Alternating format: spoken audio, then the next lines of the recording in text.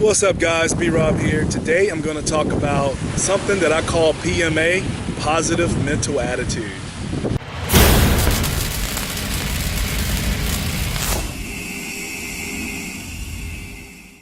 Hey guys, I felt like this would be a great time to talk about positive mental attitude, especially sitting here at the beach with the ocean in the background, beautiful sunny day. Dolphins are jumping in the background. Hopefully you get to see some dolphins jumping up.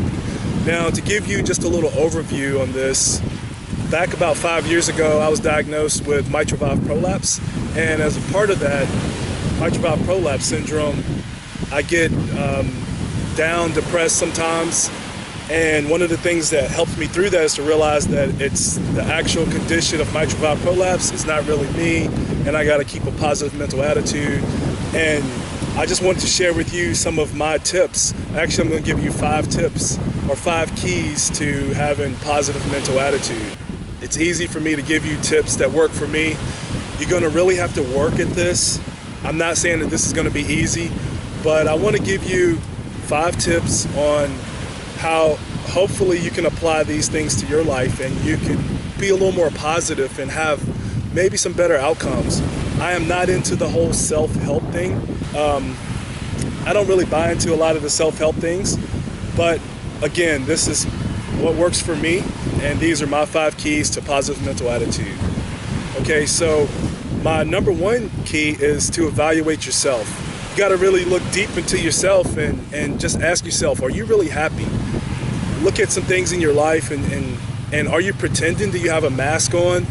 Are you pretending that you're happy, or are you truly, really happy? That's something you have to really take a good look and be honest with yourself to find out if you're happy. If you can't do that, then you're going to have a hard time implementing a positive mental attitude. Then you got to ask yourself, where does your hope lie? You know, where is your hope? Is your hope in something that can easily crumble? You know, is your hope in a particular person that's just not good for your life? Is your hope in your faith?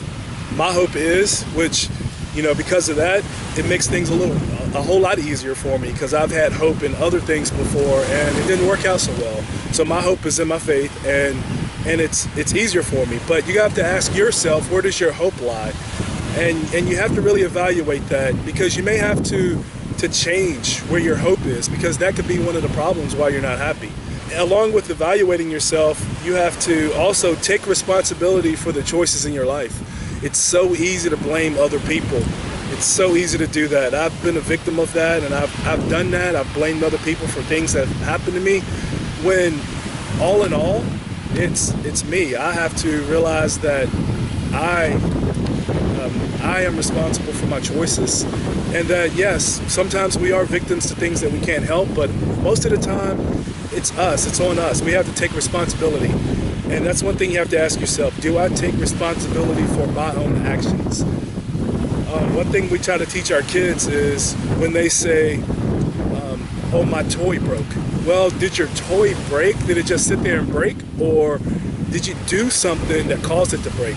And again, by realizing that you are to blame doesn't have to be a life sentence. Your choices, making bad choices, should never be a life sentence. It is just realizing what happened so you can fix it, but not a life sentence. That's very important that you understand that. All right, so moving on to my second key is evaluate your current environment. Are there people in your life that are positive? Now, it brings me back to what I was talking about a little bit ago about taking responsibility for your own actions. Do not have people in your life that keep holding the past over your head, okay? Now, if you've taken responsibility for things that happened in the past and you've owned up to it, and you've apologized, or you reached out to people, you did what you're supposed to do. Don't let them hold that over your head. If they hold that over your head, then the problem is not you. The problem is them. And that's probably, you probably need to have a really serious talk and probably make some hard decisions, especially if your goal is to have a positive mental attitude. So, rehashing number 2 key is evaluate your current environment. You know, are there people around you positive? Is the place where you work and or live positive? Is it a positive environment?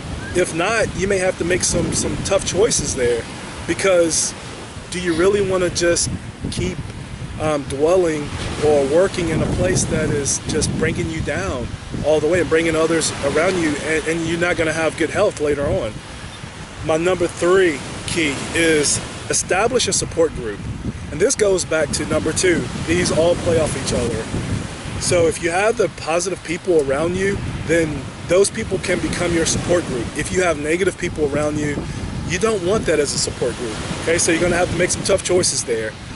And trust me, negative people are going to come back and they're going to say, they're going to be angry with you, they're going to gripe with you because they're negative, right? But trust me, in the end, you have to get around positive people and make them your support group. Okay, these can consist of your pastor, it can consist of any life group leader, it should consist of your spouse, it can consist of your siblings, it can consist of your best friends. It needs to be a group that understands that you're making a change in your life to have more positive outlook and more positivity into your life. All right? So establish a support group. This group should also keep you accountable. You know, make sure that you have my number 4 key, which is setting moments of excitement. I'll call this MO in my personal life, MOE. Moments of excitement. You know, being here right now at the beach, I had to have this vacation. I had to have this getaway because with all the responsibility that I have as a husband and a father and a boss and a manager, a friend, and with all the people in my life, I have to have this moment of excitement, a moment that I can get excited about. Set these moments often. It may be a lunch with your spouse. It may be a lunch with a really positive person in your life. It may be going to the movies on the weekend. It may be just going out to dinner. But set these moments in your life that you can look forward to, and then you can maintain my number 5 key, which is to smile often. All right, you gotta smile often. Smile, smile, smile. And I know it's easy for me to say. It's just been ingrained in me. I've been the type that smiled my whole life. But what I have noticed is with people in my life, I've gotten a lot of feedback through the different environments of my life from people saying, hey, you know, I just love being around you, B-Rob, because you smile all the time. You just make me happy. You bring the best out of me, things like that. And it makes me feel good to know that I can inspire people, right? So that's my goal, is to inspire people. So I'm going to rehash my 5 keys to a positive mental attitude, my 5 tips for a positive mental attitude. Number 1 is evaluate yourself. Are you happy overall? You know, where does your hope lie? Do you take responsibility for the choices in your life? And to understand that bad choices are not a life sentence, right? Number 2 is evaluate your current environment. Do you have positive people around you? Are you in positive places? Number 3 is to establish a support group. Have positive people around you all the time and let them hold you accountable to positive things into your life. Right? Number 4, set moments of excitement. I call this MO. Moments of excitement. These things can be dinner with your spouse. It can be a movie. It can be lunch with friends. It could be a trip to the beach. It could be a day getaway to the mountains in a cabin. Just moments of excitement, things that you can look forward to and get excited about, to bring you to number 5, which is to smile all the time. It's contagious. You know, you're going to have some people that just have some kind of smile kryptonite or something, where no matter what you do, they just won't smile. But those are few and far between. You get around and you're positive around people, and people will become more positive around you overall, okay? Well, those are my 5 keys to positive mental attitude, and hopefully you can see some dolphins jumping around in the back. They definitely make me smile.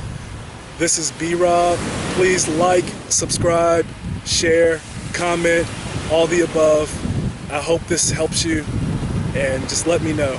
All right? Thank you.